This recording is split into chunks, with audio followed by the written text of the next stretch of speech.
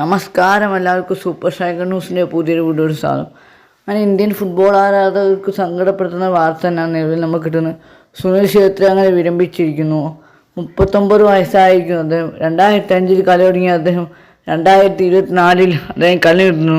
നീണ്ട 19 വർഷം അദ്ദേഹം ഇന്ത്യൻ ടീമിന് വേണ്ടി കളിച്ചു. ഇതോടൊപ്പം അതേപോലെ റൊണാൾഡോയുടെ ഒപ്പം ഗോൾ വേട്ടയിലെടുക്കുന്ന ഒരു താരമാണ് സുനിൽ ഛേത്രി എന്ന് പറയുന്ന ഈ ഒരു ഇന്ത്യൻ ടീമിന് അഭിമാന താരമാണ്. ഇദ്ദേഹം പറയുകയാണെങ്കിൽ അദ്ദേഹം കുറേ കിരീടങ്ങൾ ഇന്ത്യൻ ടീമിനായിട്ട് നേടിക്കൊടുത്തു. ഇദ്ദേഹം ഇപ്പോൾ ബാംഗ്ലൂർ എഫ്സിയുടെ താരമാണ്.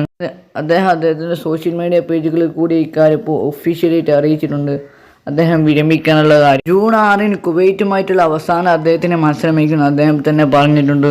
ഇക്കാര്യം സുനിൽ ഛേത്രി 145 മത്സരങ്ങളും 93 ഗോളുകളും ഇന്ത്യക്ക് വേണ്ടി സുനിൽ ഛേത്രി നേടിയിട്ടുണ്ട്. 2005 ജൂൺ 12 അദ്ദേഹം ആദ്യമായിട്ട് ഇന്ത്യൻ ടീമിന് വേണ്ടി കളിക്കാൻ ഇറങ്ങിയത്.